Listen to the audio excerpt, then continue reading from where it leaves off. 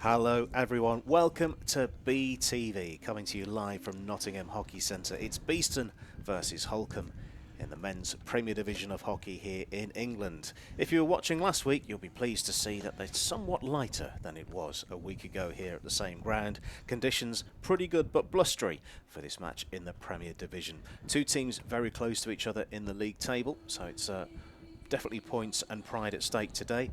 I'm Andy Day. Sitting beside me is Steve Musson. Happy New Year, Steve. Yeah, good afternoon, Andy. Nice to see you. What are you looking forward to today in this game? Who should we be looking for? Well, I think the obvious first battle that's going to be out there is we've got the current and the previous Great Britain captains playing against each other. So there's nothing. That's an extremely fascinating part of the game. I think from Holcombe's point of view, there's a lot of confidence at the moment, having done well in the indoor, playing in the final, and they got a win against Brooklands last week, so where Beeston didn't play. So I think they're off to a confident start to this part of the season. Indeed. Mentioning previous games, let's have a look at some games that have already completed and some that are going on in a very, very busy competition this afternoon and today and tomorrow for the women and the men. Just bringing up those details. Back to England and our first match in the Investec Women's Premier Division. Facts and figures. So we've got a huge volume of games this afternoon. We have gone a bit dark for a moment, but there we go. So Surbiton topping the table for the men with 37 points. Hampstead and Westminster in second place, Wimbledon in third with 27, Old Georgians game behind but with 24 points. Today's visitors Holcombe in fifth and Beeston in sixth. 2 points separates these two sides, so a win for Beeston would see them climb over Holcombe. A win for either team could put them both on the path to potentially gate crashing the top four. I think that's going to be a tall order, but nevertheless, Old Georgians have got a difficult weekend. 2 hard games for them to play, and I think Beeston Holcombe games are always pretty close, or have been, and it'd be interesting to see how this one pans out today. Okay, you can see that earlier on today, Brooklands 2, Exeter University 3, big result there at the bottom of the table, doesn't put Reading in a good position, and the result, there's now complete, Hampstead and Westminster 5, Reading 0, does not bode well for Reading at all. Quickly, if we can point towards the games in the women's competition, because we've got women's games today, that should lead us nicely into the highlights in a moment or two.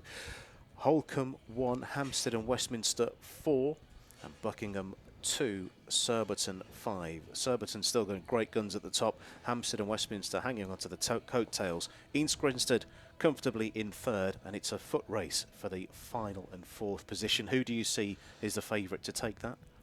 Well, I think I don't know if that is the answer at the moment. I think there's still a bit to go. Plenty of games in the season for them to participate in. I mean, again, it just interests me how dominant Surbiton have become in both men's and women's hockey. Okie doke. So, mentioning the women's games and plenty of action, let's look back to last week in a very blustery and wet Nottingham Hockey Centre, and this was the action when Beeston met Clifton Robinsons. Back to England and our first match in the Investec Women's Premier Division that survived Storm Dennis was Beeston against Clifton Robinsons. The home side needed the points to avoid being sucked into relegation worries, whilst for the visitors a win would keep them in touch with the top 4. Let's join BeeTV and Andy Day for this one. It was a trip to Bowdon Hightown for the match that was postponed on the 30th of November. It was a close one as they're looking to attack. Could this be a shot on goal? And it is! Beeston have taken the lead. Out of nothing, Alice Huddleston has given the Bees the lead. Nice turn and then played beyond the goalkeeper for a Beeston goal. Sideline ball. Trying to force their way through a number of white shirts, and they're into the circle again. Beeston here, played in for 2! Fantastic stuff from Beeston, straight out of the blocks.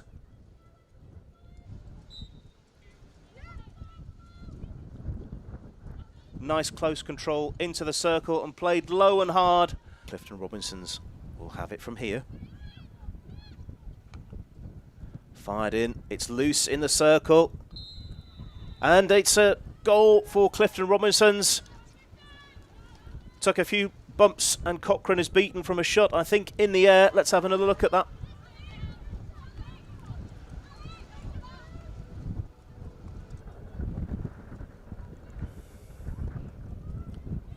You can see the confidence really coming back into Clifton Robinson's players. Are in the circle again. That's fired towards goal, long corner.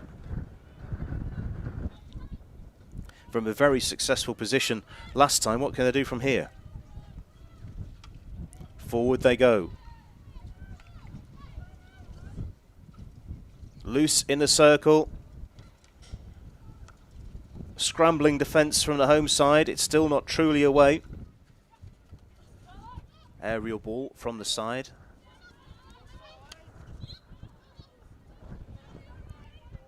Myrie Drummond penalised. Now this could work very nicely for Clifton Robinson's shot towards goal. And that's wide of the upright. Presented with the opportunity.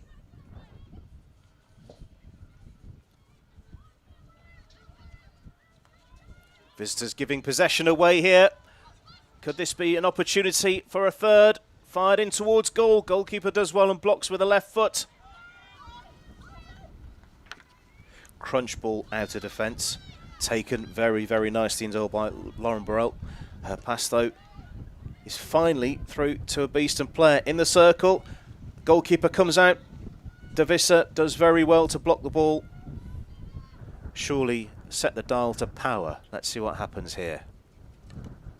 Pops up, it's loose.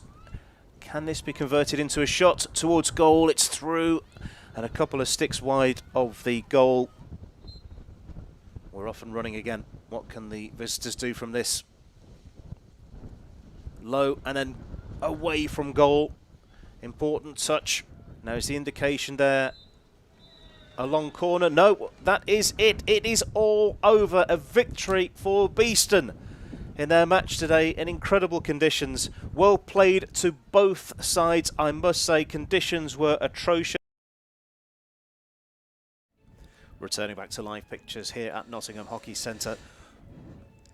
The teams are just getting ready for walkout. Just to let you into a new feature of BeeTV over by the two benches. We have Josh Robinson. He's going to keep a close eye for us on goings on. If we can't see something, he's going to let us know what's going on over there. So we're going to get the benefit from a view from someone over the far side. Maybe we can see him. The two teams are currently doing their warm-up and completing and will be set and ready to go. The time, according to my watch, is 2.5 minutes to 2. So the teams should be off and ready to go. Today's match umpires, Mark Everard and Dan Barstow. They're just getting their final preparations underway as well. So we look at the two Great Britain captains. Yes. We've got the fascinating other results and games we've got today. I think we're set for a very, very good game. I think so, yeah. I think these the fixture between Beeston and Holcombe has become a real battle. And I know that from Beeston's point of view, having not been able to play last weekend against Old Georgians because of Storm Dennis, they're raring to go. So a few injuries in the Beeston camp at the moment, which they've had to deal with. Gareth Griffiths is out with a hamstring injury. Kyle Marshall similarly. So there's a couple of guys missing from Beeston at the moment. Indeed, you were saying about with the EDP, Nick Park. And Nick Park, he's with the EDP, yes. So thankfully not injured, but playing elsewhere. Quickly running you through the match day 16s. The cross next to the players' names mean that they will start. Rolling substitutions as ever, so all 16 players will feature. Starting for Beeston, Simon Hujwan in goal, Ollie Willars, Robbie Gleeson, Henry Croft, Joe Sharp, captain Adam Dixon, Stephen Lawrence, Richard Lawrence, Toby Stanley, Chris Proctor and Morgan Males. For Holcombe, goalkeeper is Richard Curtis, Mark Gleghorn, Jeremy Edwards, Tom Moore, Ali Bray is the captain, Hayden Phillips, Alex Moen, Harry Trusler, Barry Middleton, Jack Pogson and Tom O'Keefe. So those are your match day 16s. All players will feature. Beeston looking like they're playing in white shirts today. Yeah, I think that's right. It's a tactical choice for them, colour-wise, seeing as they did well last time they played in white. So, right. So it's purely a nice little bit of superstition coming into play yes, today. A couple of former Beeston players at Holcombe. Obviously Mark Gleghorn was here for 3 seasons, and going back a bit further than that, Harry Trusler, former Beeston player. So nice to see them back here. So the teams are almost ready and set to go. I'll start my other job in a couple of seconds as the teams walk out.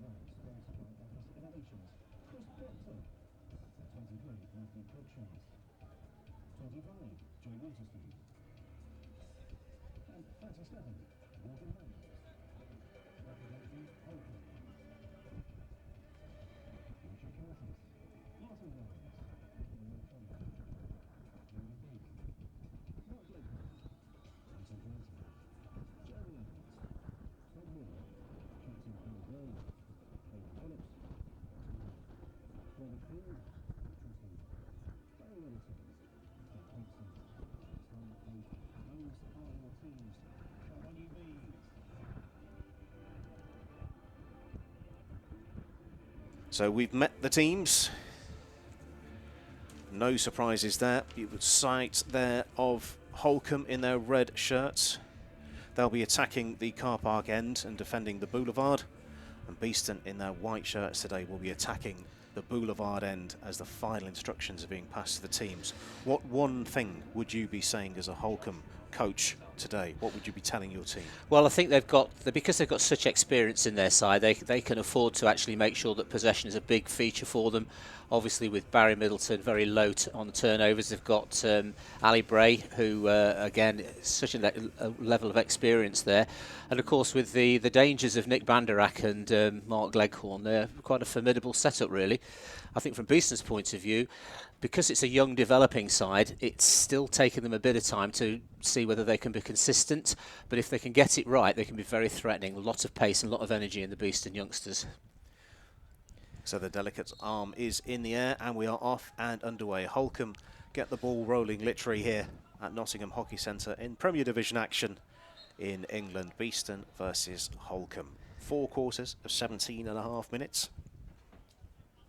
And I suspect it's going to be a close game looking at previous results. Earlier this season, it was a 2-2 draw. Beeston last season won 1-0 in this corresponding fixture. They also won the away fixture by 3-2. So these are close affairs. Yeah, they have always been close fixtures. I think the nature of hockey is such that you can get a situation where if a side gets ahead. Just breaking off here, waiting to see what happens here.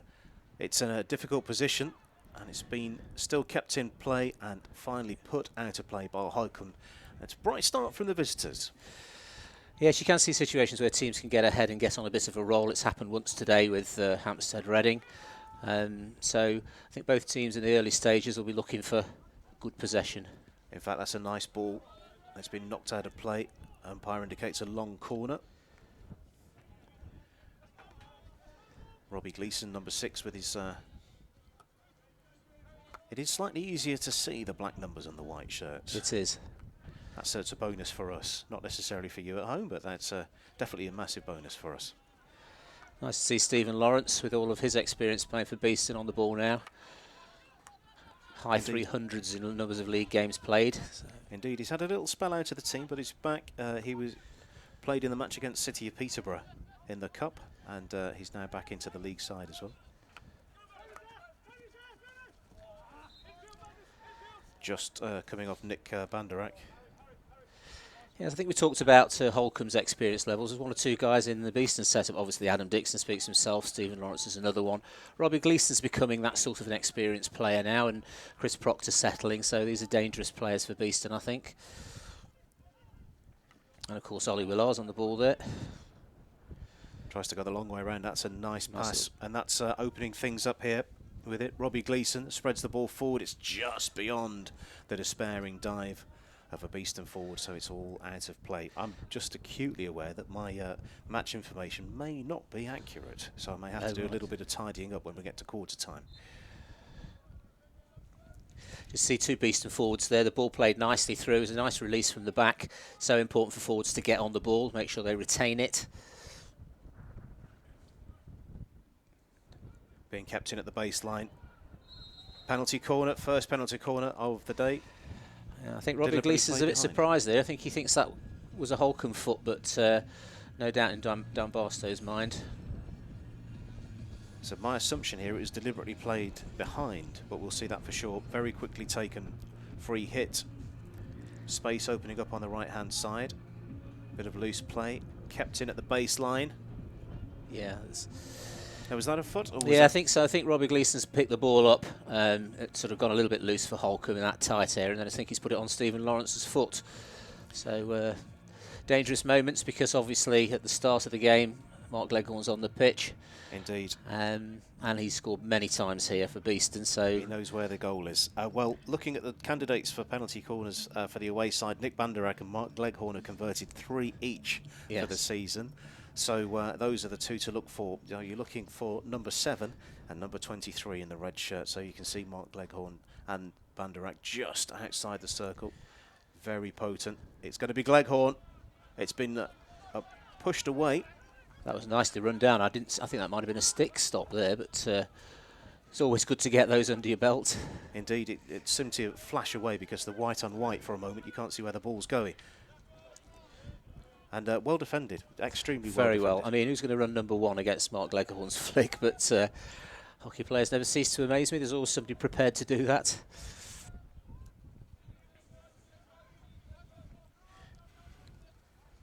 Steady build-up from Holcombe here. I think this is what I thought they might do in the early phases, just try to work up that possession, try and get the domination of the possession of the ball.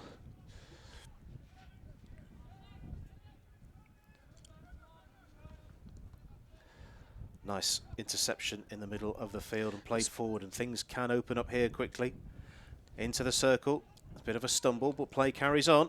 Goalkeeper comes out, and it's into the goal. Excellent Toby follow-up. Stanley for Beeston. We've got our first goal in less than 5 completed minutes. Good advantage as well. Well, I think that's right. I mean, Chris Proctor's is his most dangerous when he receives the ball in these kind of positions, and he's got space to run.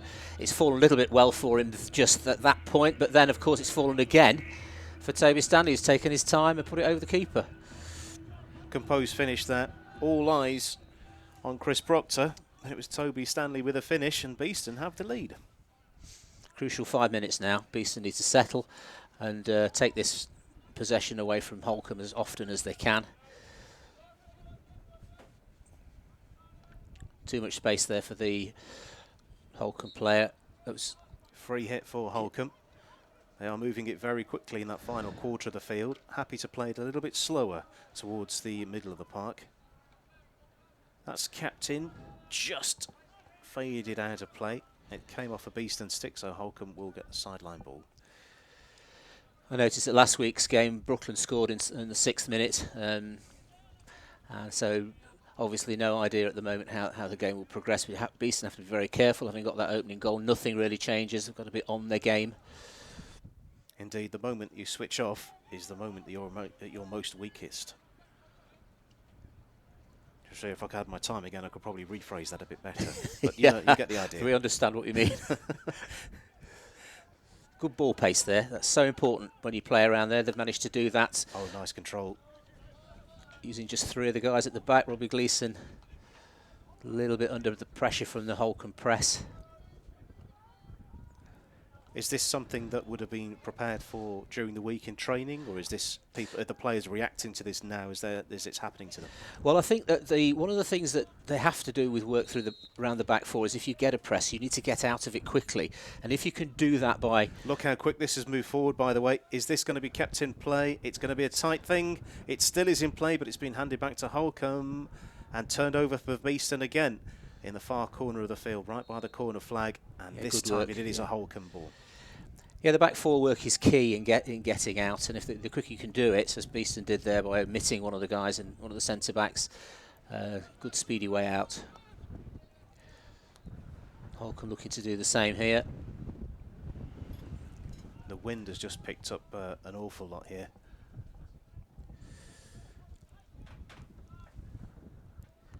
Fired in towards the circle, beyond everybody and through the other side. It can be quite difficult to play on windy days. The communication's more tricky. Cold hands, you know, those sorts of things can interfere with sort of players' individual skills and the team rhythm. Another forward ball. Great taken down pickup. nicely. Indeed. And another good... Oh, unlucky.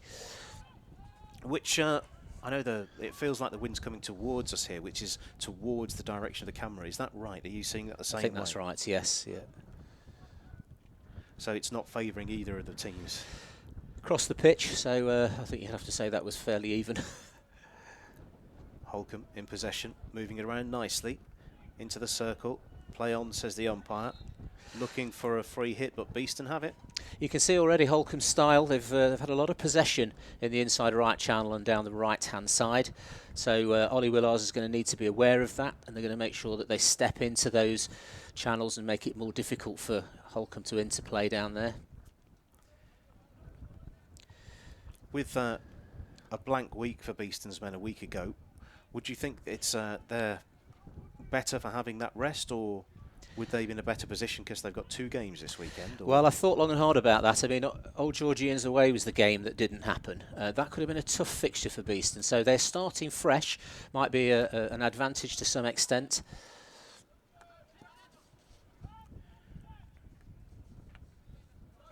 Confidence is such an important thing. I mean, Holcombe's confidence from getting started with a win will be there.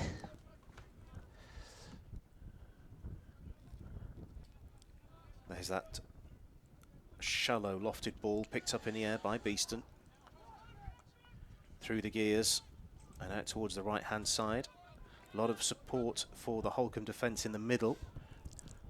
Into the circle it goes, flashed across the goal.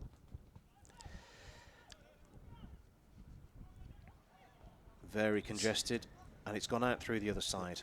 And Lucas Ward doing well there. He's one of those players, the youngsters that I was talking about, who will gradually find his feet, can be very dangerous, very skillful. Involved in 2 phases of that play.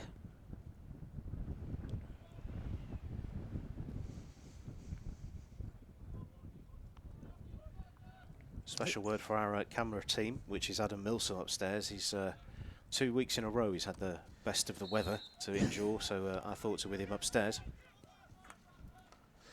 Well stepped in there from Stephen Lawrence. He's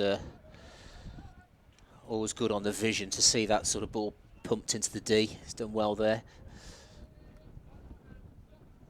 This is confident, but still a little, I don't want to say casual, effortless I think is the word I'm looking for, where possession is being maintained and it doesn't look like it's being worked hard to hang on to it. I think the bit that's missing is the ball pace. Just a couple of those passes there, not with enough pace on them. So when you've got teams tracking like Holcombe are across the pitch, you've got to make sure the ball pace is quick so that they can't cover the width of the pitch. I must say this game has moved along at a heck of a pace. We're at nearly 11 minutes completed. It doesn't feel like it at all. It feels more like 3. Yeah. Good interplay from Holcombe there. They've released that nicely. It's just not quite gone for them higher up the pitch.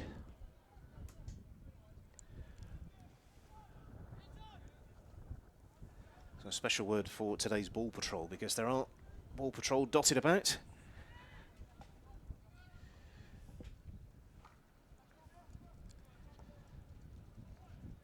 Nice little build out there. They've found quite a bit of space to push that ball down the flank. Unfortunately, it's been turned over. Long, yeah, within Elliot Barton green too card close. actually, that is. Yeah. You've not been able to pick that up on the screen. So it looks like Holcombe will have an advantage. And it is Elliot Barton who's picked up the green card. Yeah, not dropping off enough and obviously interfering with the restart for Holcombe, so he's green carded.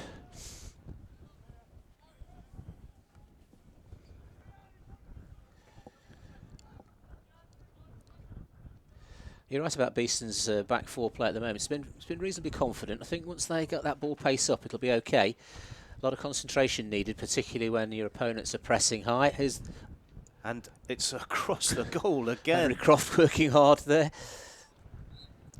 I must say that Ali Bray let the ball run and run and run back to his own baseline. Was very nearly fallen for Henry Croft. I don't think he could believe he was that close to it. It's a game that's not been flooded with chances, but I don't think it will be that sort of game. There'll be plenty of skill, plenty of endeavour, yeah. but I think they'll be short on goal-scoring golden opportunities, but Beeston have been presented with one and taken it. Yeah, I think 2 sets of good defences really for each team, and I think that makes a big difference. It's not too open in their own 25s at the moment, so steady build-ups happening for both teams.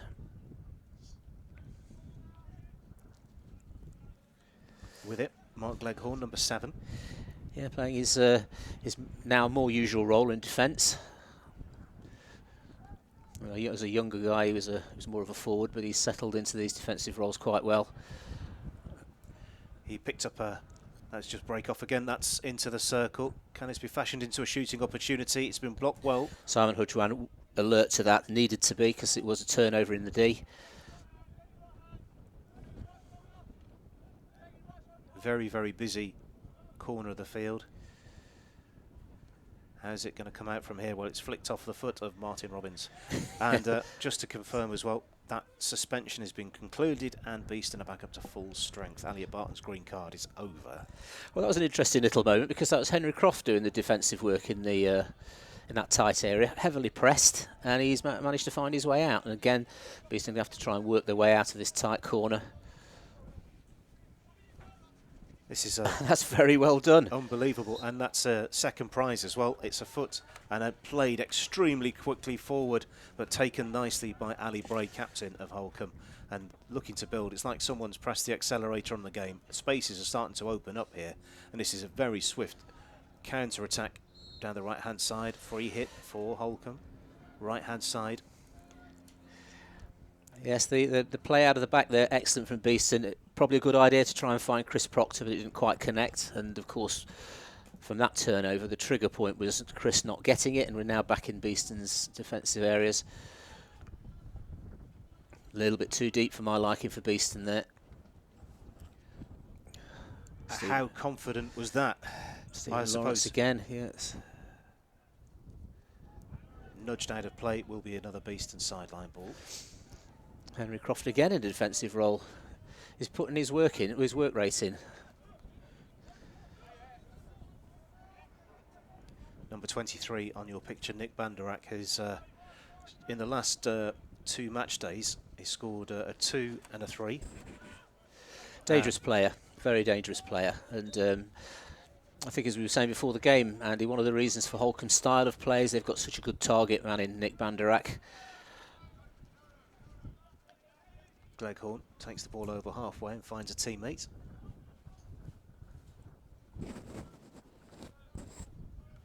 Lots of green space, but it's in a place where it can't really hurt Beeston at the moment. Yeah, Beeston dropped very much into a half-court press where all the team is behind the halfway line, and looks like there's acres of space for Holcombe, but Beeston trying to be very organised and cut out all the gaps. It's an efficient way of defending your space.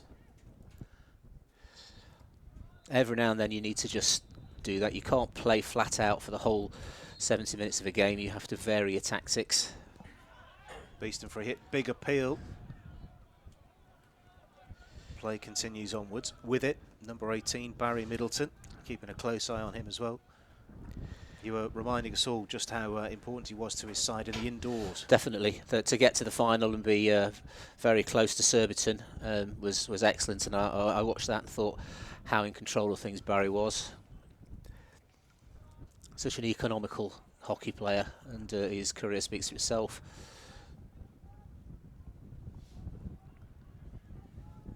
Less than 60 seconds until the first break in play. Is this another opportunity? No, it's just behind the forward. Sideline ball. I think from Holcombe's point of view, they're going to have to watch these longer passes from Beeston, because if they get through, there's a couple of times they've fallen not quite right, but close to being an open chance for Beeston. That's a good step in there from Robbie nice Gleeson. Steal, and then converted into a ball into the circle very quickly indeed. And no forward in front of the keeper. That would be something that coaches could look at there. If they're going to play that ball in, you need to have players on the penalty spot. Indeed, mentioning the coaches.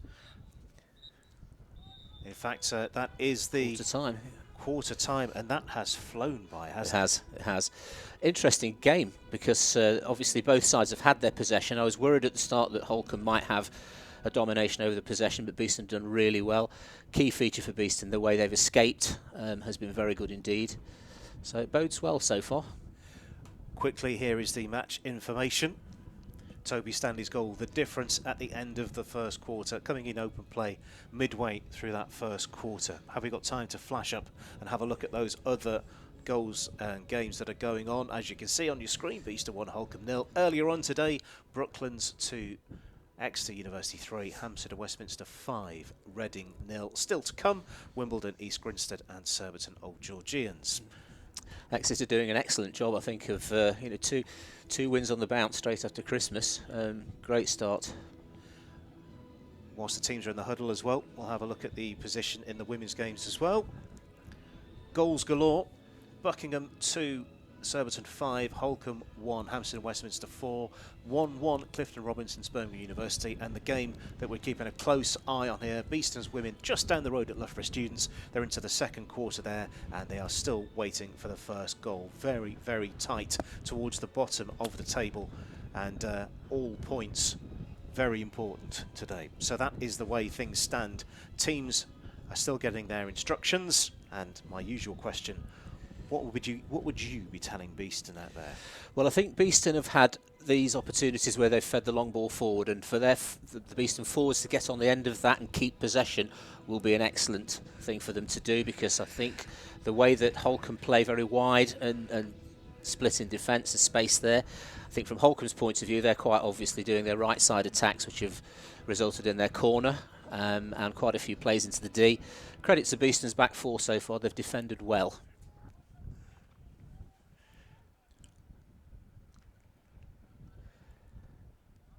So I can say confidently they had slightly more than 2 minutes of quarter time break. Because that piece of music is slightly more than 2 minutes. I know because I edited it. Your various skills, Andy. There's another opportunity, Stephen Lawrence stepping in.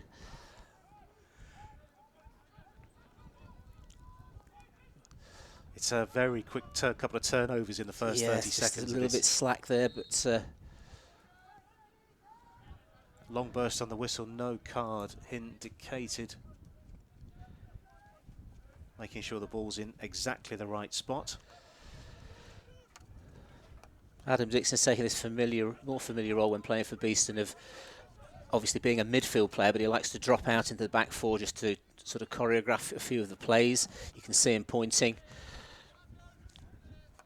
explaining how he wants things to build up. He has a big part in how the team's set up. Indeed, it's like can be like a metronome. Just keeps everything moving, keeps moves ticking over. A little bit of stick to stick here, but running with it is Hayden Phillips. It's dangerous, this. Phillips has found a teammate, blocked with the pads, and that's a penalty corner. Yeah, it's a similar thing really. That's been a save by Simon Hudjwan. He's kicked it onto his own player's foot, and that's how they got the first short corner. Robbie Gleeson onto Stephen Lawrence's foot in that situation. So something they've just got to take care of a bit, really. That was a nice skill as well, drew the defender out. So at the moment, Muss's law says you should score from your third, or from at least once in every 3. So this is the second for Holcombe. It was charged down in the first instance. So what's the second one on offer? It went to Gleghorn before. Would you suggest going to Banderate? Well, I think there's always a tendency to go for Mark Gleghorn when he's on, because he's so dominant and able with this. So I suspect they'll do the same again. It is Banderate this time, low and in, and that is the equalising goal. You're quite right, Andy. So you see that by changing that, they've given themselves a completely different angle, avoided the number 1 runner, and there's the equaliser. So sensible move from Holcombe. Indeed, let's have a look at it again. It was the power was there, the direction was there, but where did the defence go? We'll have a look at it. So the player on the line, it was between the player on the line and the defender. Very well placed. It doesn't have to be the full power, but that was enough to get Holcombe on level terms. I think that's part of the art of Nick Banderak. He's very good at spotting how to get the ball over the line. Doesn't necessarily have to be flashy all the time, just effective. Beeston will be sad about that, I think, because they've actually made saves from attacks but turned that onto their own player's foot twice, and that's resulted in the equaliser. And that is a bit of a risky pass.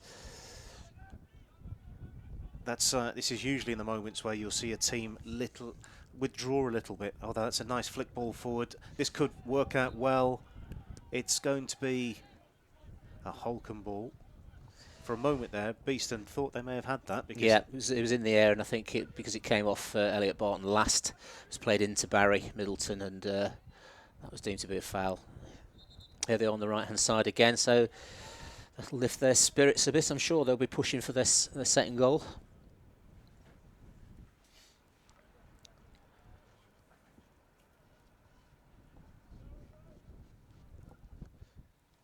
to the circle again, but it's fallen for Beeston this time. 1-1, 21 and a half minutes played. Corners are obviously going to be dangerous if they're given to Holcombe, so something Beeston needs to be really careful about.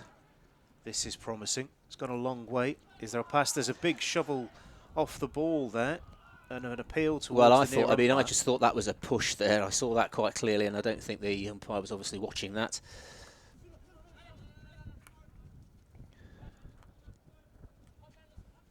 Now this is a break down the left-hand side for Holcombe.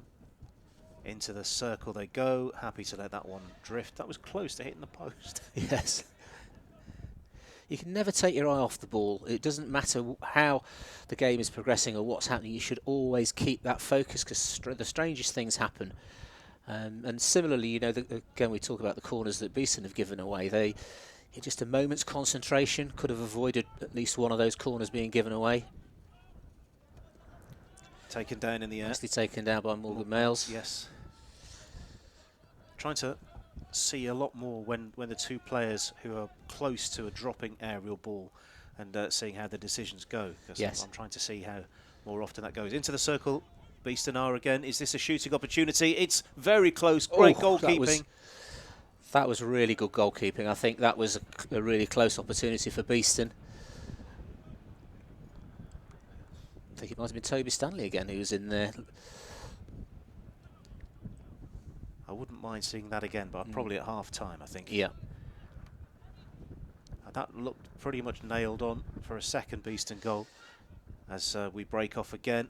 Played in, and that is a second for Holcombe. Very good goal. Robert Field, I think, has scored that. Is Indeed. That? 16, yeah. Robert Field on the reverse side. Dangerous player himself. I mean, he had an excellent indoor season this year, and always dangerous, but the connections here very good. Nick Banderak there just finds his way between those two players. Barry Middleton, as ever, makes his connection. A reverse stick finish. 3 instances there where the player on the ball needed closing down a lot more quickly and strongly. How it all changes, Andy. Indeed. I was saying that there won't be many chances, and there still haven't. I think there's only been 4 shots on goal. 2 of those were penalty corner attempts. Again, another feature of the game of hockey. You can never afford to stand off a player who's got any kind of a shot, whatever angle he's facing. In that case, Robert Field is facing almost away from the goal. It was on his reverse stick, but he's quite capable of hitting that hard. Simon Hudgwan probably needs to get nearer to him. He scored his last goal, Robert Field, was in the first minute against the Old Georgians. So, not unfamiliar with where the goal is, for sure. No. Beeston having to do a lot of scramble defence at the moment. I think the organisation's gone a little bit out of the back four.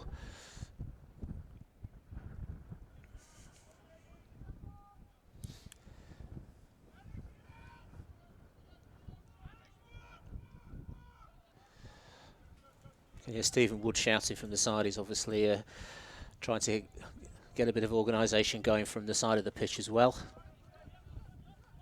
Just mentioning the coaches as the ball's in the middle and there's a closing down happening. Stephen Wood is alongside Mark Wadsley are the coach for Beeston, with Graham Griffiths as the manager. Yep. For Holcombe, Neil Trusler is the team manager, and 2 head coaches, Andy Bray and Julian Halls. Yeah, Julian's been at Holcombe a long time now, so that's settled nicely.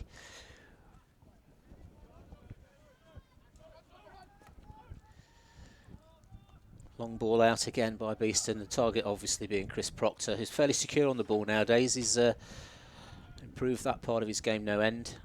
But it's what happens beyond that. And Holcombe again have been able to defend that well, and now just an easy build-up for them. Nick van der Rak again here. Just can hear on the, certainly through the window here, just how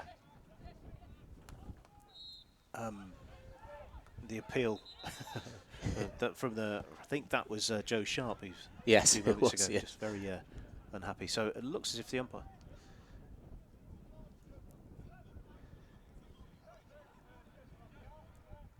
All right, so the umpire has told everybody there was a bit of a timing error with the whistle, so we're going to have a bully for the ball. That's what is the outcome here.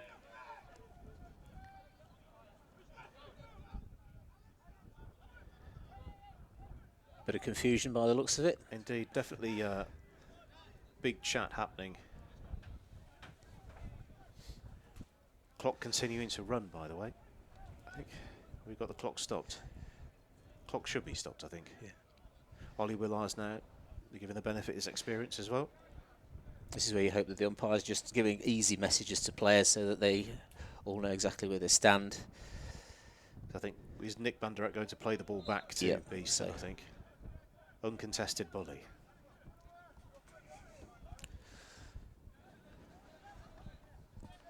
Well, seems a bit of an oddity, but no. There we So go. far in the, well, the last 2 or 3 months, I've seen pretty much everything. The missing 10% of stuff that you never get to see. Yes. It's very, very much filled in over the last 2 or 3 months or so. Well, Beeston have got a bit of a battle now because, as you say, Andy, there's not been a hat load of chances for them. Their build-up play seems to be around the idea of trying to find Chris Proctor, and I think they need a bit more connecting play and variety. This is a little bit better. There's options there, although it only finds a red stick. Appeal from the Holcombe defence. And Holcombe do have numbers here, and they progress quickly through the field. It's with Kieran O'Connor. O'Connor thinks he's found a foot, and he has. Morgan Mayall's penalised. This is the danger of that kind of play by Beeston. There's an obvious need to get back into the game. The big commitment players forward. You can see there 7 or 8 players in the D, all eliminated, and very easy for Holcombe to make a build-up here. Morgan Mayall's just trying to get his tackle in, but of course it's quite easy for a forward who knows what he's doing just to find a foot. I'm hearing in my ear that could have been obstruction as well, so there's a couple of reasons that that could have been given. You know, working back in defence like that, extremely difficult, and particularly when you've got players who are comfortable on the ball. Interesting to note that the 2 players are most likely to receive have switched around this time. So Nick van der Rak is on the left, 23. Yeah. Mark Gleghorn, number 7, towards the right. 6 players around the edge of the circle. Designed to create maximum confusion. Who knows where the injection will go?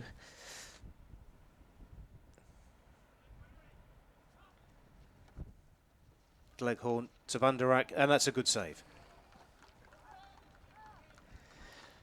Yeah, I think that was an attempt to place it rather than absolutely fire it in, and that's given Simon Hudgman a little bit more time to see it. He's pulled off a good save.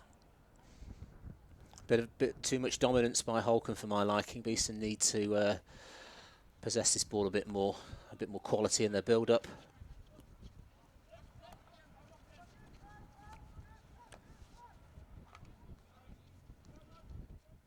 Side, that's been found.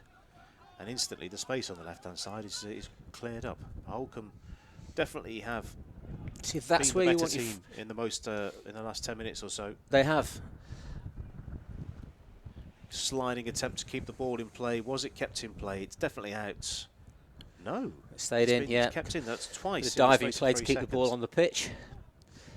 But that escape by Beeston prior to that happening, you need your forwards to get on the ball and possess it, because the turnover is always going to end up in your own D. In towards the circle. Good defence.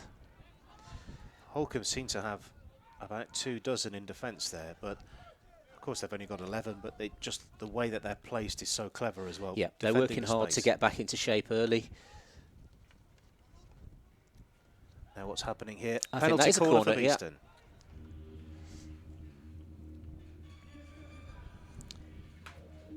Let's have a look at that again.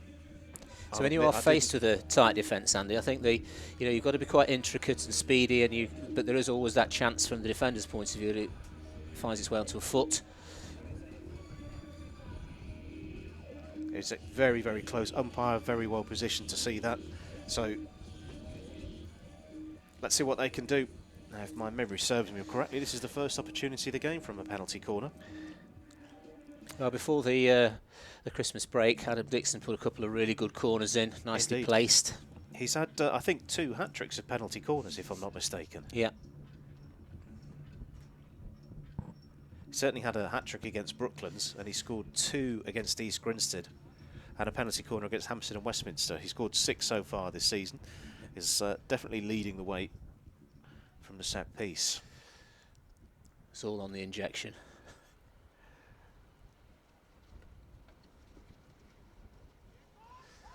It'd be fair to say Not that's really not worked. In towards the baseline, kept in play. It's out for a long corner.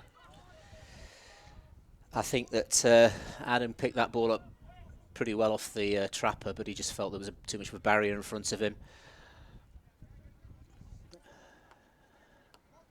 And after that, I think you'd say it was unscripted.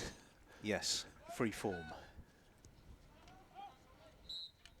And Holcombe Yeah, have it now the again. drop-off factor here, Andy, very important. Beeston need to make sure that they're getting back into defensive shape quick.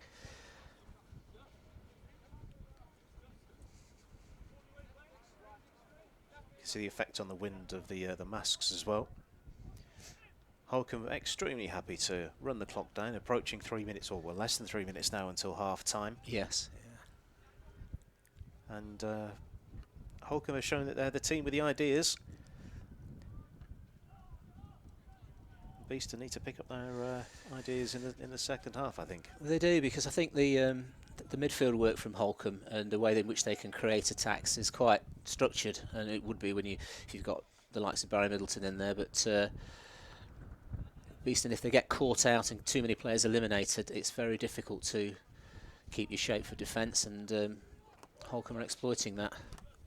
Now that is a good picked up, and Lucas Ward has run forward with the ball. That's 4 on 4 for a moment. Play goes to ground. Ball still live. 2 Holcombe defenders trying to beat each other for the ball there. Good skills from Henry Croft, but didn't manage to create anything out of it.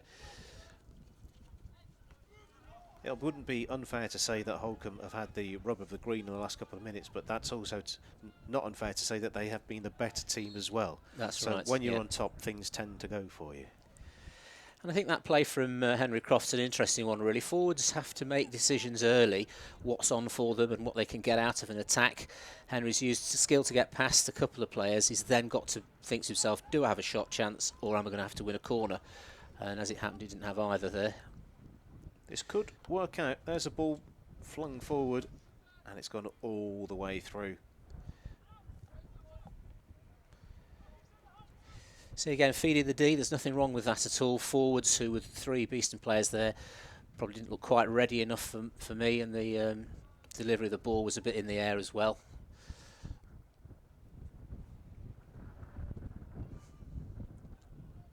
Good pressure from Beeston, forcing Holcombe back out. Less than 60 seconds to go until half-time. Long burst on the whistle. Attacking free hit for body contact is the reason I'm getting for that. And Holcombe, I'm sure, will maintain possession until the end of the half.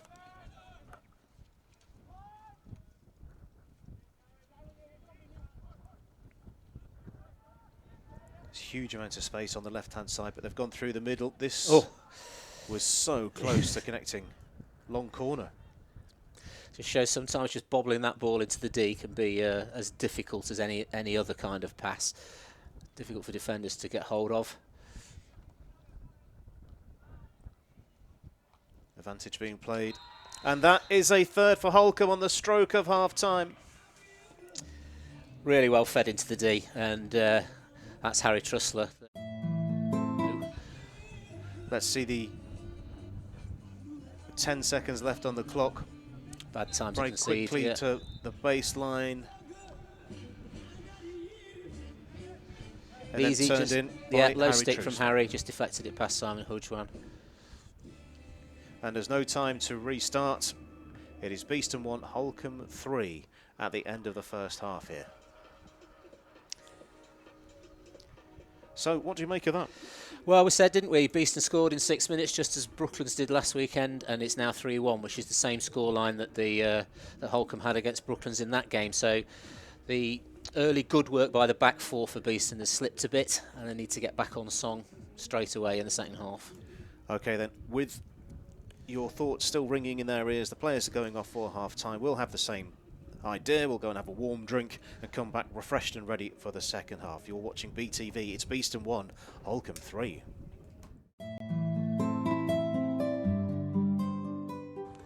Hi, I'm Steve Parker from FHP Living, with the sales agents down here at Trent Basin, a stunning mixed development of apartments and quality homes set directly on the riverfront. If you'd like any more information or to arrange a viewing, please contact us at the office or have a look on our website.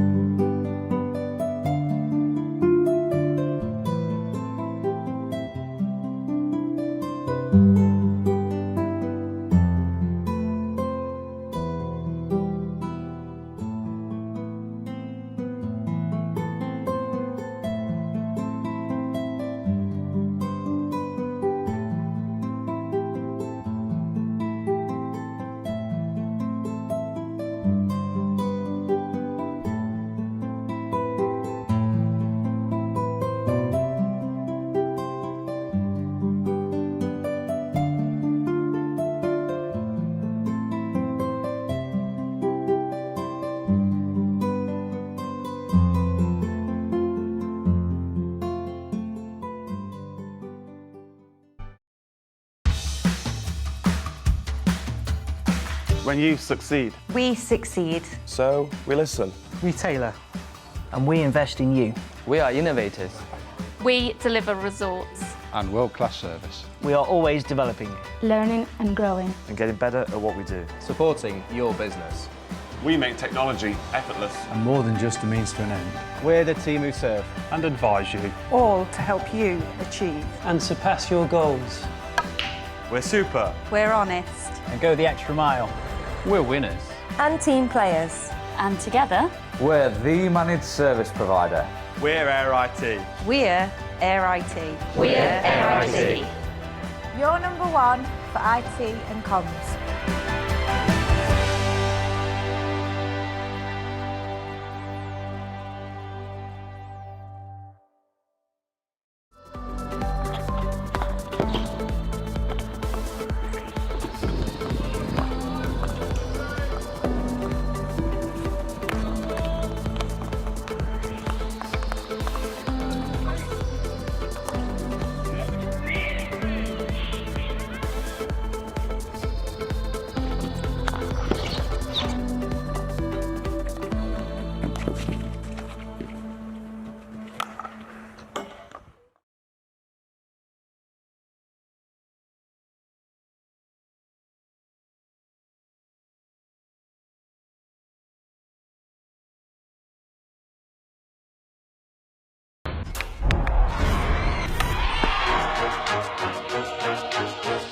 I played at the highest level for Holland since I was 17.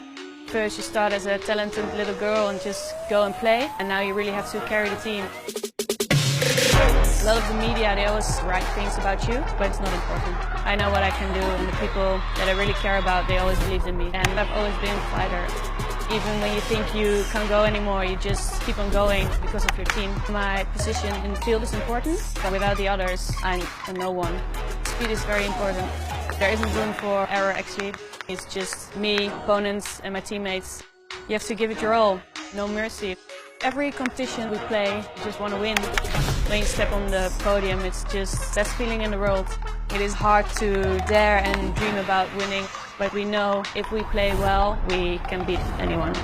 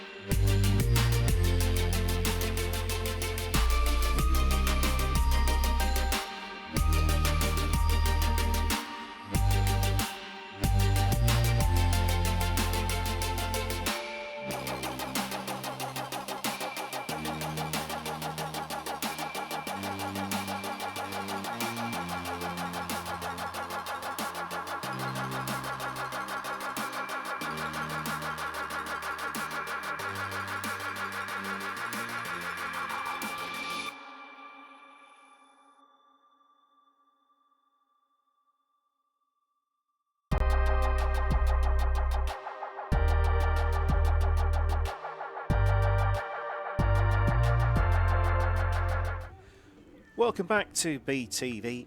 It's a blustery afternoon here at Nottingham Hockey Centre. And it's certainly gone the direction of Holcombe. Not necessarily the win, but the game so far. Holcombe 3, Beeston 1. It was a good start to the game for Beeston, but then Holcombe put their foot on the gas and scored with pretty much every presentable opportunity that they were given in the second portion of that first half. Yeah, I think that goal just before the half-time break is a bit of a harsh one for Beeston to deal with. There's going to be a tall order to get back into this now, particularly as Beeston's style so far has been a little bit of pinpoint attacks only, where they're trying to find Chris Proctor high up the pitch. They could do with more possession in Holcombe's half, where they can build the opportunity to create goals and corners. So I think possession's a big feature for Beeston in this half, and dominating that midfield a bit more, because Holcombe have been coming through the midfield very easily.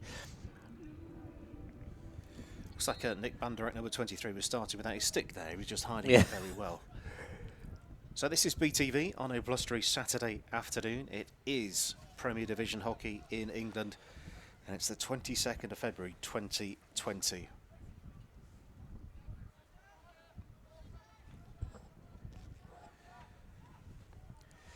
Yeah, we were talking before the game, Andy, about Beeston, famous Beeston comebacks in the past. Indeed, and yes. whether they can have one here, I don't know. I mean, it's been quite controlled by Holcombe so far, I think, and there's not been that many opportunities for Beeston. So they're certainly going to have to increase their tally of 25 penetrations, deep penetrations, goal scoring opportunities, and penalty corners. Sounds a bit obvious, but those are the 4 parts of the attacking game that they've got to get better at. Indeed, don't do that, don't win the game. It sounds like a simple recipe for success, and of course your opponent's not going to make it easier for you to do any of that. Not at all. No, I mean, Holcombe now, to be fair, I don't think they will do this, but they could if they want, just sit on this and make life very difficult for Beeston. Straight into Holcombe possession again. Beeston thought they were on the run. It wasn't to be. I think it's one of the parts of the game they've got to, I'm sure they must have talked about this, each time that Beeston get that possession back, they need to make sure they're structuring 5, 6, 7 passes to get a decent phase of build-up. So far it's been quick turnover off maybe 2 or 3 passes only, and then you do a lot of chasing backwards when that happens.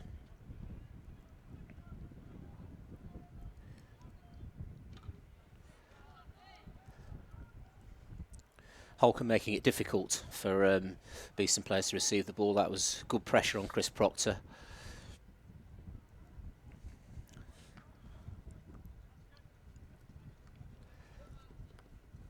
Quick closing down out to Morgan Bales, whose ball is blocked by Tom O'Keefe. And he's rushed his pass over the defending player that was too far away, and so had a lot of time to see the ball that Morgan was trying to make, the pass that he was trying to make. Good step in. Yep. Morgan Bales leaving a little bit on his opposite number there, but we'll try and gloss over that. It's a big lad, Morgan. He likes to lean in on players. But you don't like to look at the negatives, certainly from a coach's point of view, but you do have to think about those errors that creep in that cause you problems, and there's been too many easy turnovers from Beeston point of view, and another one just there. And of course, there we go again with a good opportunity for Holcombe, or a possible opportunity. Here's Adam Dixon though, what can he do? He's found a teammate working it quickly around the outside. This is promising. It's fired up, it's popped up in the air. There's a stick on the floor in the middle of all of that. It's been picked up, Beeston into the circle. Has that found a foot? Just a long corner, I think, but this is the sort of start that you need to a half when you're 3-1 down. You've got to create opportunities quickly, but whilst being in control of everything. Crunch ball forward, comes to nothing, and so quickly. Not sure the hit was the right option there from Stephen Lawrence. He needed to be lower on the ball, good vision, and maybe slap past that in or make another connection. That's gone a long way. It's been kept in play. And then flicked out of harm's way. That's quite nicely done. Joe Sharp. Joe Sharp's done well.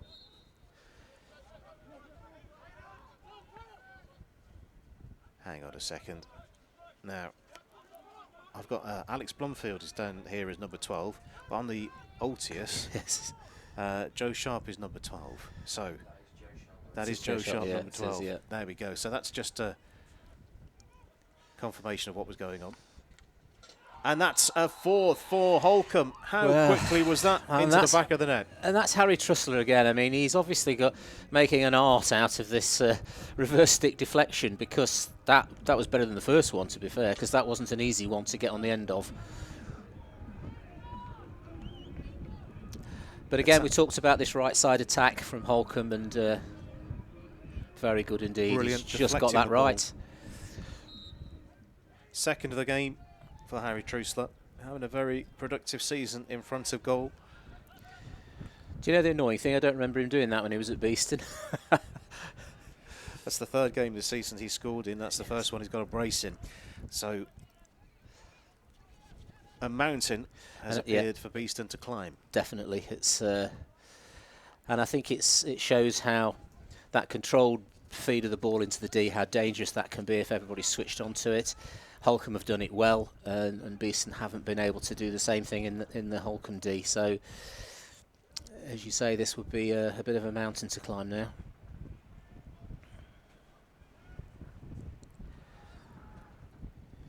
So the team talk, which was ended about 5 minutes ago, has now probably had to have been rewritten.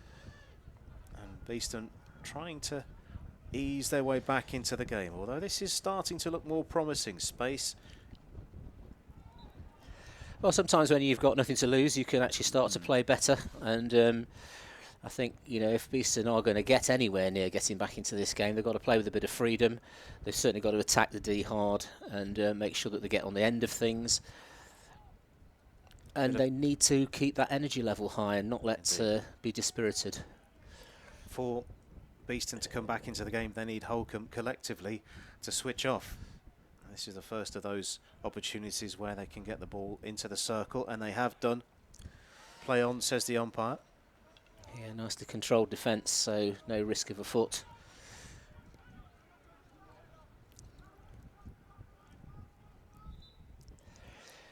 You see, sometimes this can be as a result of that confidence factor. We talked about Holcombe having done well in the indoor, having won last week.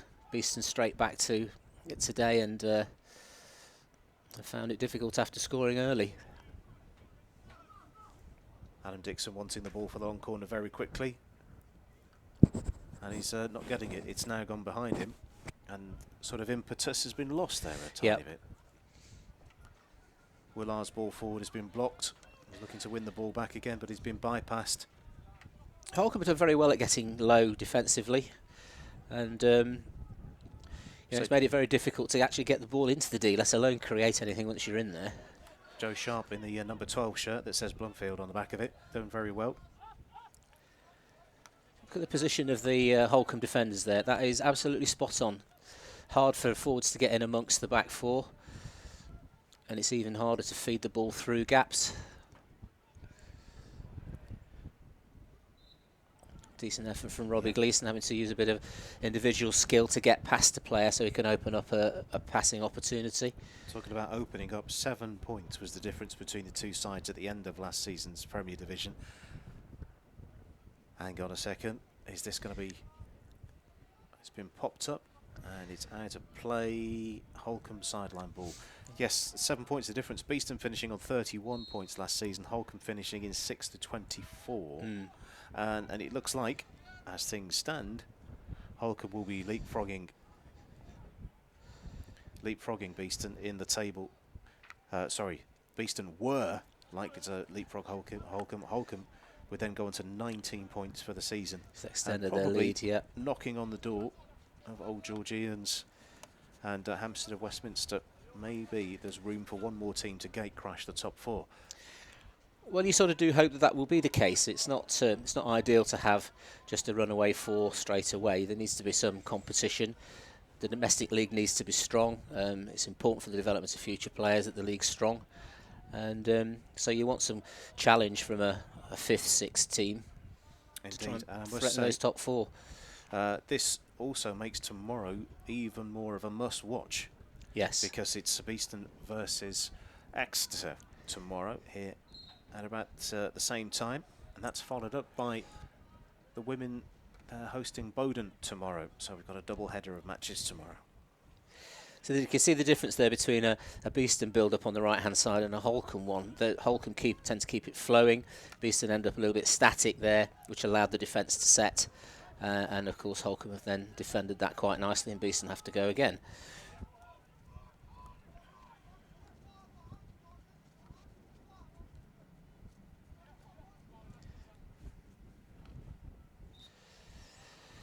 Some players individually very good at possessing the ball and making sure that their pass happens. Others more prone to turnovers. You see that with experienced players who seen it all and keep hold of the ball. Now, that was very close to the edge of the circle. Yeah. Big appeals again for a free hit for Beeston, but they come to naught. And Holcombe press forward again. Banderak into the circle. Will he get the give and go? Banderak goes to ground. Hodgwan kicks the ball out of danger. Play obviously continuing on. With the ball now, Henry Croft. And it's out towards the left-hand side. Self-pass very quickly towards the baseline, into the circle. Good showing this. Fired in at pace. Yeah, good skills from Chris Proctor again, trying to do it as a lone player, hoping that will lead to something. I mean, if they could get a second goal at this point, that might help them to move on a little bit, but not ideal in a way to have to try and get your goals in that manner. The clock is stopped currently, but we're just not entirely sure why, to be honest.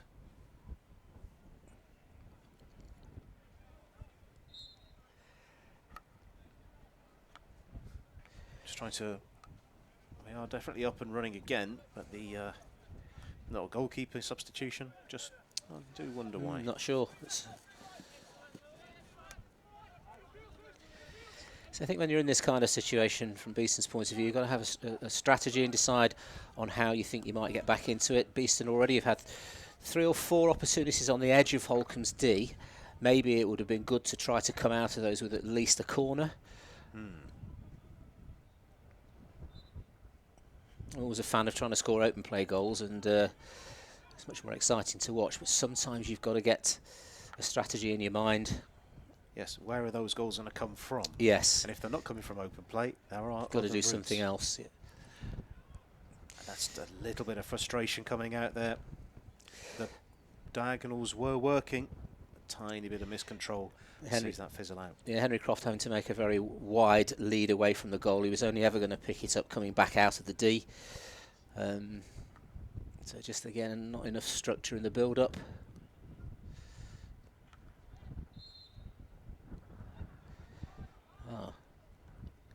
Well in again from Louis. Yeah, great opportunity to create a chance there, but it didn't come to anything. And here we go, Holcombe on the break again.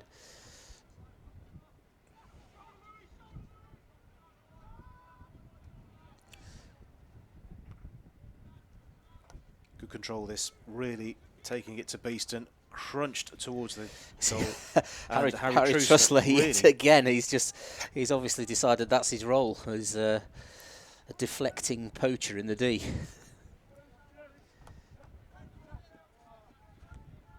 Minimal connection, maximum impact. Yes.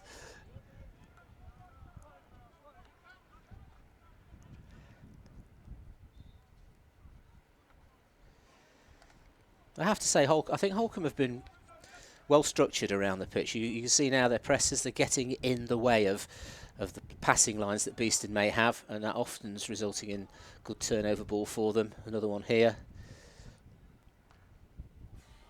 So close. In fact, somebody was there on the very end of it and just couldn't get a connection to it.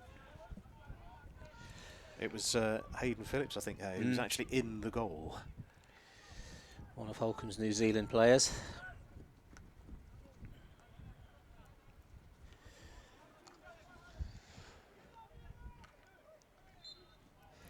Quite impressed with the way Holcombe are so close to every receiving player. That's obviously been worked on. There's hardly a metre between the receiving Beeston player and the defender, which allows him then to decide whether he can jab tackle or stand his ground and stop the player progressing forward.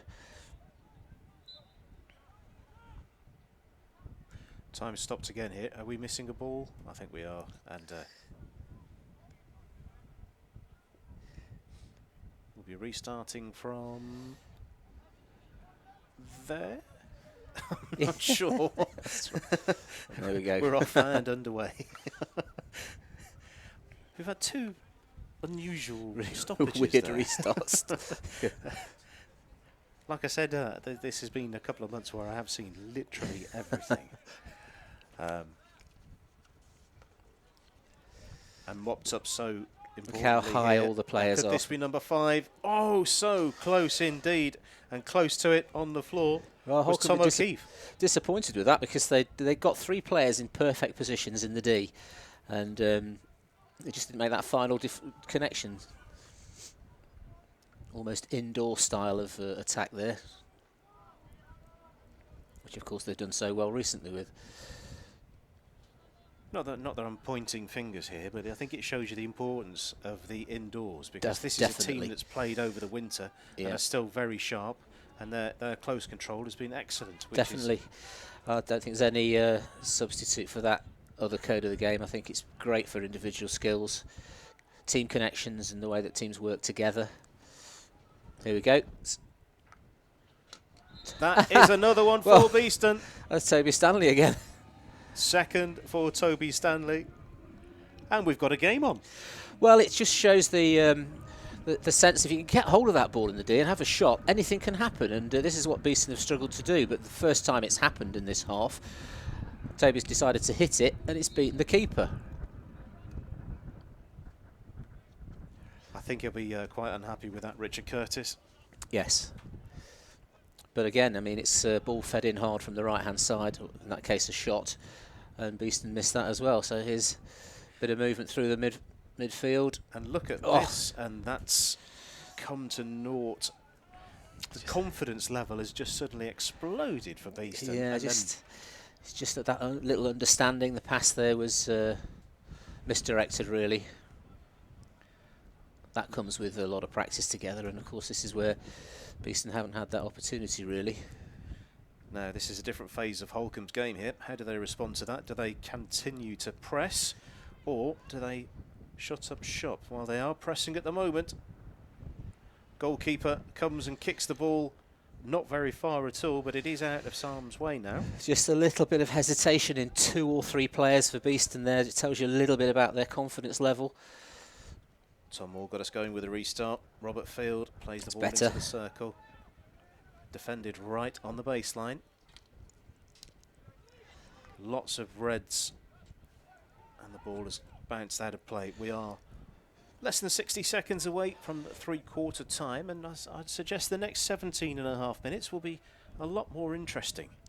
Well, the thing about quarters, if you know, it doesn't matter whether you like or dislike quarters, it does create these phases of play, and each quarter can be completely different, and that's what Beeston have got to hope for, that they can have a dominant last quarter here and get something out of it.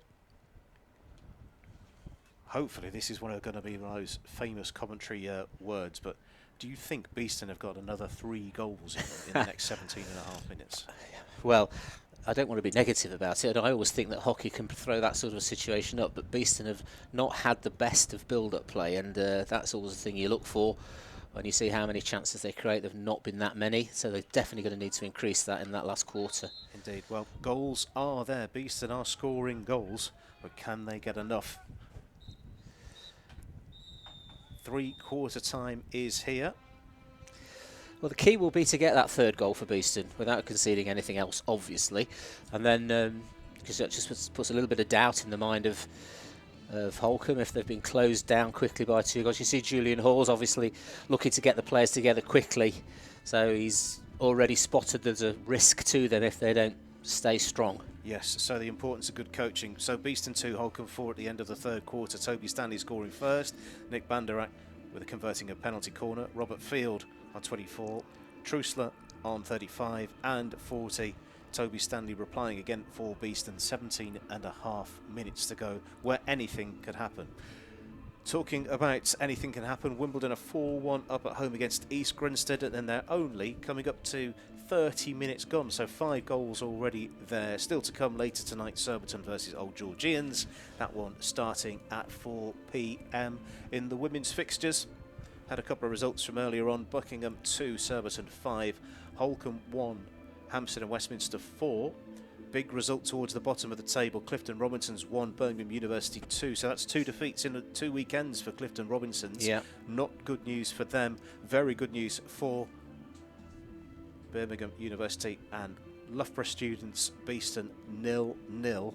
They're approaching the start of the 4th quarter. We're hearing keep the ball moving is the team talk for Beeston at the end of that half-time. Yes, yeah. And I think that's right, but I think the other part of that is maintaining the possession.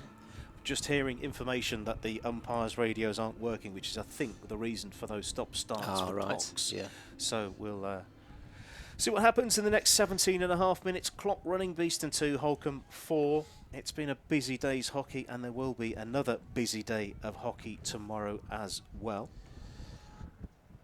There Got we go, 9 fixtures tomorrow. Back on this right-hand side, got a little bit trapped.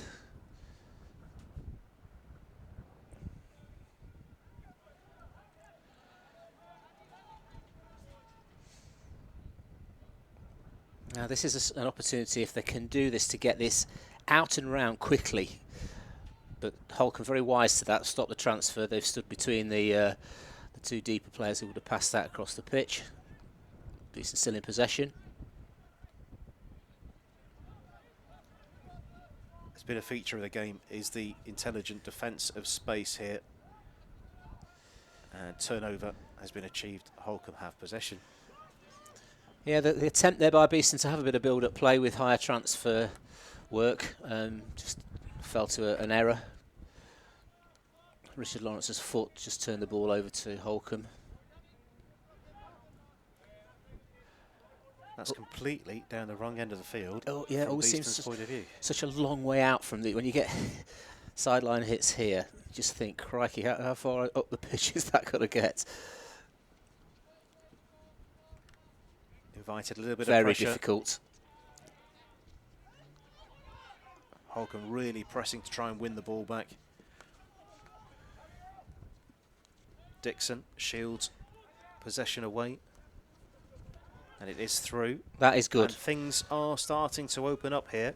Proctor fires it forward in towards the circle. It's been cut out neatly by Martin Robbins. Very quick attack in the end. It did take him 30 seconds to get out of the corner. He can get pinned in there very easily. Crunched into the circle. Shooting opportunity here. And that must and be it a is corner. A penalty corner. Probably sensible. I thought he was going to try and have a strike on the by turning and getting that strike off, but he's done well to get that corner. Indeed, hitting a foot is the decision. So how many seconds was it from the sideline ball to the ball being turned over for a penalty corner? Less than 10. 8 seconds, I reckon that was. So this is the speed, this is the timing, this is the impetus that the Beeston home side are looking to get. So can they make it 3-2 with this penalty corner? Muss's laws comes into play here because they've had 2. 2, yeah, that's right. They're going to need to improve their average and get this second one in. Is this their third one? I think it's number third. 2. I think this is number 2. Oh, number 2, yeah. So if you're watching at home, do let us know as official BHC. But this is a good time to score if Beeston can possibly do it. Umpire having a check of the players on the line. Injecting is going to be Elliot Barton.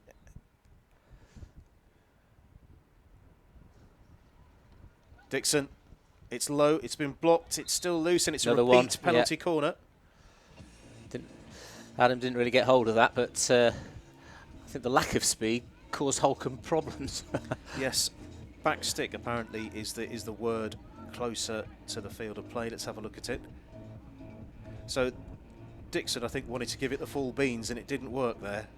Good sprawling save from Richard Curtis, the tall guy.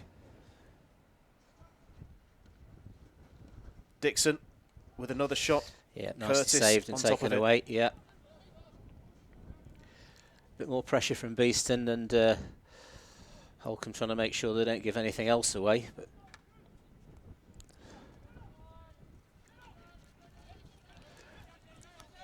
with the 2-goal lead, you've just got to make sure you defend well and get out in control of the ball, which they've done.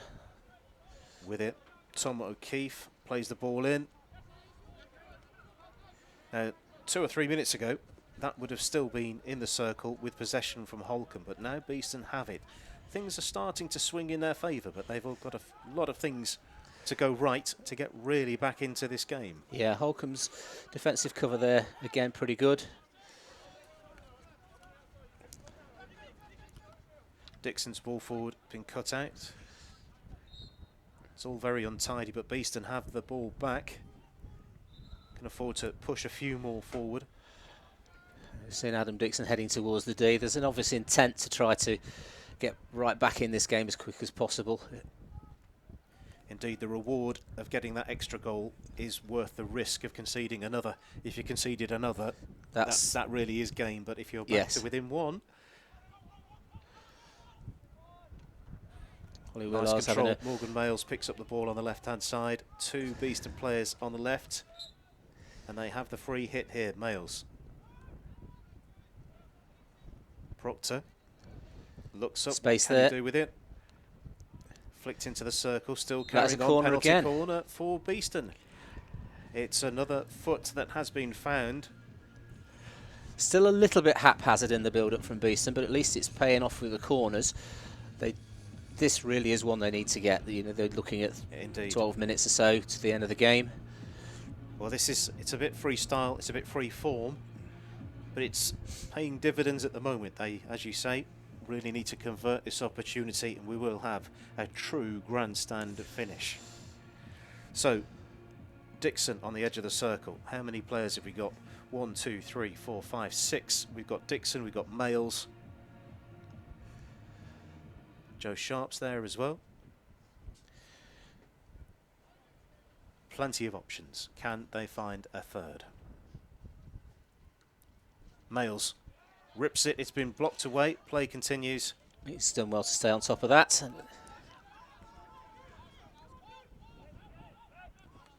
Good running work from the number 1 runner from Holcombe there. He's got right in the line of the attempted aerial flick. Controlled it well. Beeston's done well to stay in control of the build-up play by winning the ball back. Indeed, not letting the pressure drop here. Into the circle this time. Long corner. Well, this is a better spell than they've had in any other point in the game, including the time when they scored the first goal. Into the circle again once more. Umpire looks for any infringements, and there are none. Holcombe still in a good position here, just having to do the defensive work. Beeston have got to put the pressure on to try to get anywhere near being back in the game.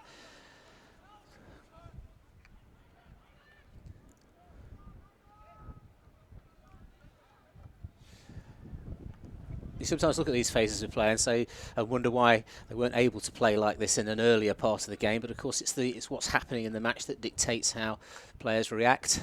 Indeed. That should be a Beeston. It is free indeed. Hit. They're trying to take it quickly, and That's I think that's a foot, and it is. Benefits of a quick restart there. Holcombe have just lost that edge a little bit in terms of being prepared for these restarts. So this is fascinating. It really is. So this third goal feels like it's coming. Now, yes. What's happened here? Is this Beeston turning it on a bit, or is it Holcombe feeling we've got 4 goals and we can afford to step off a bit? Because I don't think that's happened.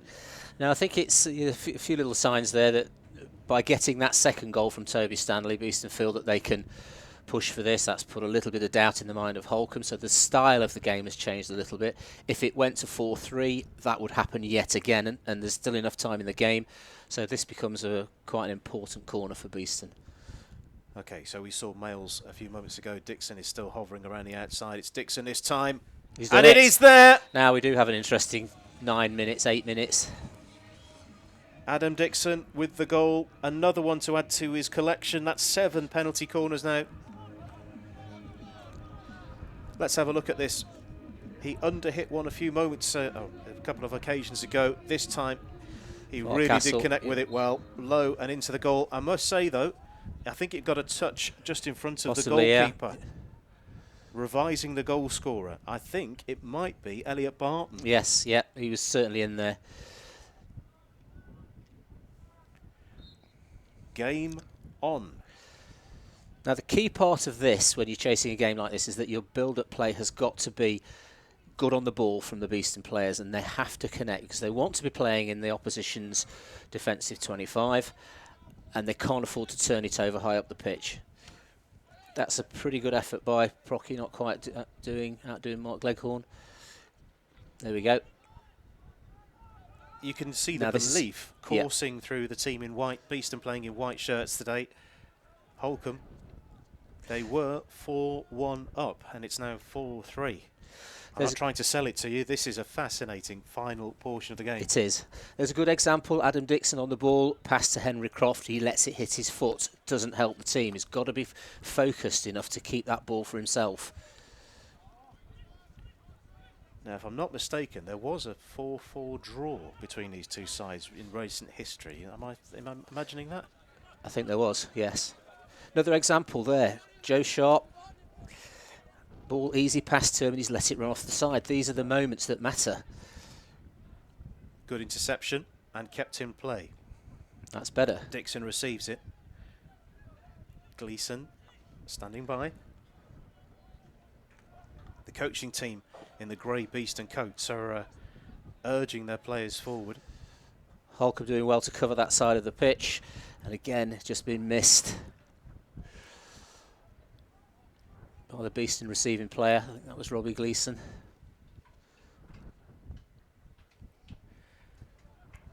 Well, it's been a pleasure bringing you this game. Normally we do this a little bit earlier in the coverage. Who stood out for you? It could be a Beeston player, it could be a Holcombe player. Who has stood out for you? And we can nominate them, and you can nominate them for Player of the Match and take the Riley Wealth Management Player of the Match award. At official BHC on Twitter, who has stood out for you?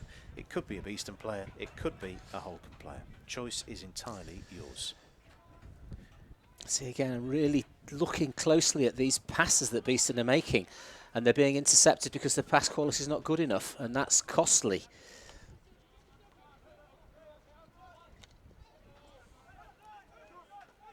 Control in the air. That's Again, another one. Just Tom Moore. Too careless. That pass is just not strong enough. And that's a penalty corner for the offence on Tom Moore outside of the circle. You have to say that the run from Cruikshank's there out from Beeston's defence. He's made an extremely easy pass across the open stick of the Holcombe players there. Look at that, easy.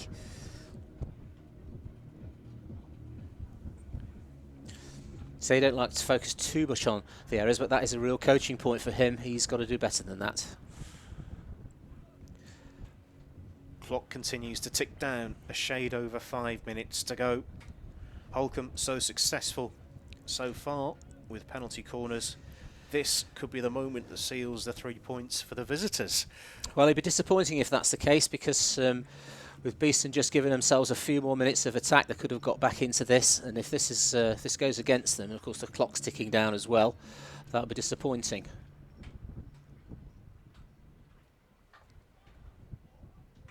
Slow delivery, intricate, and then cleared off the line. It's a stick save on the line from Robbie Gleeson, I think. Right place, right time. So they survived. Long corner though to defend now. Played in very fast indeed, and then wide of the uprights. That's a classic Nick Banderack type shot there. He's got the ball into D, quick hands, just wide of the post. Now this is what we're talking about here, Andy. This build-up play, they've got to get to the dangerous parts of Holcombe's defence from this. Fired into the air, bounces all the way through. So Question that use of an aerial there. I'd rather have seen them build that maybe through the midfield. Beeston have been very successful when the ball's been on the floor in the last couple of minutes.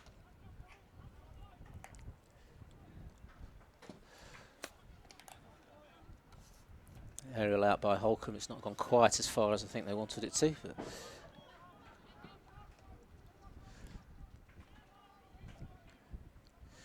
Chris Proctor's come to fetch the ball, he feels this, and he's got through as well. He's done very well here, and he's laid it off, and it's just outside. Shot just not ready for that. The speed of the Holcombe attack is impressive. Ollie Willars, though, mops up in midfield, looks up and finds that he can't make the pass, or the pass is intercepted. I don't understand how you can be stood next to the player running with the ball and not be ready in case it comes to you, and that was Joe Sharp's error there, but Beeston back on the attack again. He's going through the gears nicely here, swept out to the left-hand side and just beyond the edge of the stick. We've had 7 goals here We've got 180 seconds left to play. Are we going to get an 8th? Very difficult for Lucas Ward to pick up that pass from Henry Croft. And now we're down, right back down the other end. Long corner. The right and professional thing to do here is take as long as you need. But Holcombe do get on with it. Ali Bray's ball into the circle. Banderak was shaping to shoot there. Has the ball taken off him. Sideline ball. 2 minutes or so to play. You're relatively happy in that position. You can see he's intent on staying there as long as he can. Yes, this is the professional approach. This is another Holcombe ball right in the corner. And Beeston trying to win the ball back there. So, sensibly, would it be clever from a Beeston perspective to let him have as much space as he can? Or would when they raced in to try and pick the ball off him, is that the right? I think they've got to get it back, because if he's got all the space in, to stay on the ball, that's probably what he will do. And again, I'm just sort of a little bit critical of Beeston's outletting here, because it's not been good enough, and it's led to too many turnovers when they could do with holding that ball and building another attack. 90 seconds left. One more attack, surely, in the game. Urgency now, because there's only one place for that ball to be. Dixon has to go back, but maintains possession. You can see away from camera, there's an awful lot of white shirts towards the attacking goal. Whole defence, whole Holcombe side back in defence there. Wales, first time ball forward. Proctor. He's put it in the D. Nobody near that receiving defender. Oh, incredibly well defended under pressure, and that's come off a Beeston foot. Very good. I think well that done, Holcombe. Probably is it. Flick ball towards the right sideline. Louis Dupreez. Ball hits the chapel here. Well, we said there have been close score lines, and that's proven to be the case again, although I think the game got away from Beeston at the just before the half-time break with Harry Trussler's deflected goal.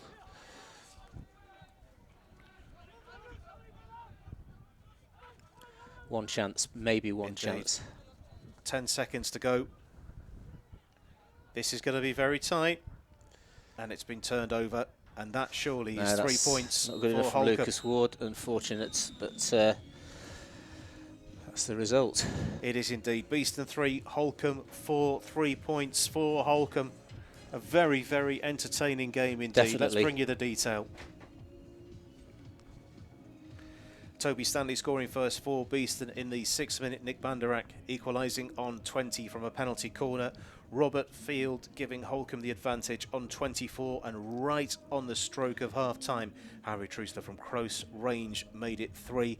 Same player again, made it 4, and we all thought it's Holcombe's day for sure here. Beeston, though, coming back into it through Henry Croft, and then Adam Dixon credited with the goal officially. Yeah. However, it could be Elliot Barton, because he was close to getting a touch on it. Yes, so that's right. That may change Adam Dixon. Yes. So we will see. Beeston 3, Holcombe 4, match complete on your screen. Elsewhere in the men's Premier Division, they're into the third quarter. Wimbledon 5, East Grinstead 1. As you can see, Beeston 3, Holcombe 4, Hampstead and Westminster 5, Reading 0, Brooklands, Manchester University 2, Exeter University 3. So at the bottom of the table, looking upwards, Reading are bottom with 6 points from their 14 games. Brooklands, Manchester University 9th on 9. University of Exeter, tomorrow's visitors here in the men's Premier Division to Beeston, now up to 11 points. From their point of view, a win tomorrow would put them level on points with Beeston. East Grinstead on 7 with 7th place with 14. Beeston in 14 points as well. Holcombe into 5th with 16. So they're potentially making their way back towards the top 4. In the women's competition, quickly time to look at that. All eyes on the game at the bottom of your screen. Loughborough Students versus Beeston. It's Loughborough Students that have the win. Very, very important from their point of view. It puts them on to 17, and outside bet for the playoffs. Beeston disappointed. I wonder if we can have a look at the detail on that in a moment. Clifton Robinson's 1, Birmingham University 2.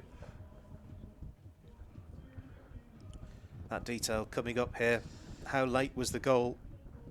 Lucy Millington's goal was a penalty stroke. That's how close it was on 63 minutes. So it is a win for Loughborough students against the women of Beeston. Back tomorrow here on BeeTV. It's the University of Exeter at home versus the men, and it is Bowdon versus the women here at BeeTV at Nottingham Hockey Centre. Muss, who stood out for you? Who was your player of the match? Well, I thought that Harry Truster's goals were a feature for Holcombe, without a doubt. I think that without those, it would have been a very close game, and he did very well to get on those, so I thought that he played very well indeed for me.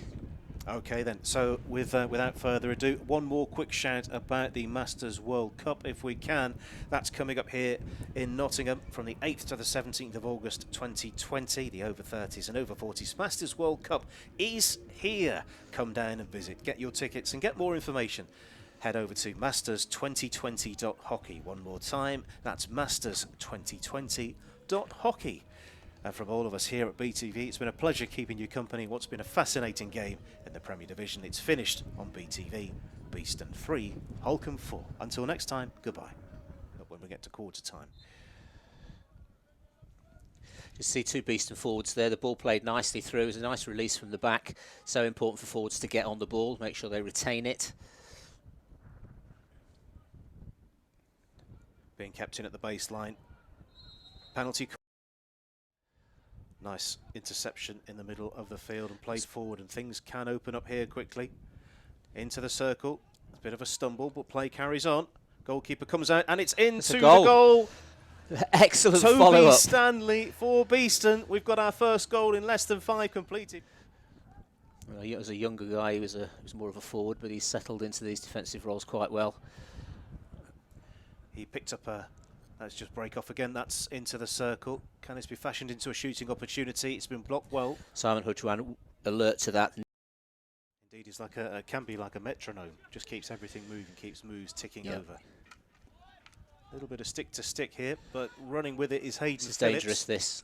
Phillips has found a teammate, blocked with the pads, and that's a penalty corner. Yeah, it's a similar thing really. That's been a well, I think there's always a tendency to go for Mark Glencoe when he's on because he's so dominant and able with this. So I suspect they'll do the same again. It is Banderak this time, low and in, and that is the equalising goal. You're quite right, Andy. So you see that by changing that, they've given themselves a 21.5 minutes played. Corners are obviously going to be dangerous if they're given to Holcombe, so something Beeston needs to be really careful about. This is promising. It's gone a long way. Is there a pass? There's a big shovel off the ball there, and an appeal towards the near when the two players who are close to a dropping aerial ball, and seeing how the decisions go. Yes. I'm trying to see how more often that goes. Into the circle, Beeston are again. Is this a shooting opportunity? It's very close. Great goalkeeping. That was really good goalkeeping. I think that was a really close opportunity. I wouldn't mind seeing that again, but probably at half time, I think. Yeah. And that looked pretty much nailed on for a second Beeston goal as we break off again. Played in, and that is a second for Holcombe. Very good goal. Robert Field, I think. Options there, although it only finds a red stick. Appeal from the Holcombe defence. And Holcombe do have numbers here, and they progress quickly through the field. It's with Kieran O'Connor. O'Connor thinks he's found a foot, and he has. Morgan Mayles penalised. This is the danger of that. Bobbling that ball into the D can be as difficult as any other kind of pass. Difficult for defenders to get hold of. Advantage being played. And that is a third for Holcombe on the stroke of half-time. Really? Yes. Joe Sharp is number 12. So that is Joe Sharp, number 12. Yeah. There we go. So that's just a confirmation of what was going on. And that's a fourth for Holcombe. How quickly was that into the back of the net? And that's Harry Trussler again. I mean, he's obviously for that other code of the game. I think it's great for individual skills, team connections, and the way that teams work together. Here we go. That is another one for Beeston. That's Toby Stanley again. Second for Toby Stanley. Able to play like this in an earlier part of the game, but of course it's what's happening in the match that dictates how players react. Indeed. That should be a Beeston. It is free indeed. Hit. They're trying to take it quickly, and That's I think a that's a foot, and it is. Benefits of a quick restart there. Holcombe have just lost that edge a little bit enough time in the game, so this becomes quite an important corner for Beeston. Okay, so we saw Males a few moments ago. Dixon is still hovering around the outside. It's Dixon this time. And it is there! Now we do have an interesting 9 minutes, 8 minutes. Adam Dixon with the goal. Control in the air. That's Again another one. Off. Just Tom Moore. Too careless. That pass is just not strong enough. And that's a penalty corner for the offence on Tom Moore outside of the circle.